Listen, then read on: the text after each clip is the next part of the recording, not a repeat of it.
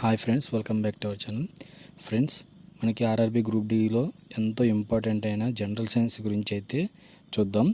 Friends, నా దగ్గర వచ్చేసరికి జనరల్ సైన్స్లో 7th నుంచి అయితే 10th దాకా అన్ని లెసన్స్ పీడిఎఫ్లు అయితే ఉన్నాయి. సో ఇక్కడ మీరు చూస్తున్నారు కదా, ఇది వచ్చేసరికి 7th క్లాస్ పీడిఎఫ్ అనమాట. సో 7th క్లాస్లో మనకి ఎన్ని అయితే ఉన్నాయో లెసన్స్ అవి మొత్తం ఉన్నాయి. సో నెక్స్ట్ వచ్చేసరికి మనకి ఇది 8th క్లాస్ది. 8th క్లాస్లో కణము, కణజాలము, సూక్ష్మజీవుల ప్రపంచం, ఘర్షణ, బలము, ఫోర్స్, ధ్వని, లోహాలు, అలోహాలు. సో ఇవన్నీ మనకి ఎంతో ఇంపార్టెంట్ అనమాట. సో నెక్స్ట్ 9th క్లాసులో కూడా చూసుకోండి. కణ నిర్మాణం, జంతు కణజాలం, జీవుల వర్గీకరణ.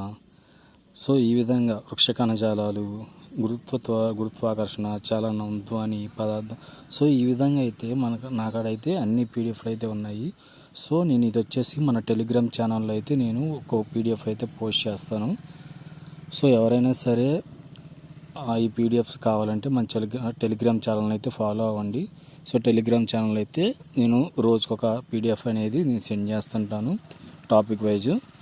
సో ఫస్ట్ 7th క్లాస్ నుంచి స్టార్ట్ చేసుకొని 7th, 8th, 9th, 10th. So ఈ విధంగా రోజుకొక పీడిఎఫ్ని అయితే నేను టెలిగ్రామ్లో సెండ్ చేస్తాను. ఎవరికైనా కావాల్సింటే టెలిగ్రామ్లో జాయిన్ అయ్యేసి మీరైతే ఇక్కడ డౌన్లోడ్ చేసుకొని చదువుకోవచ్చు.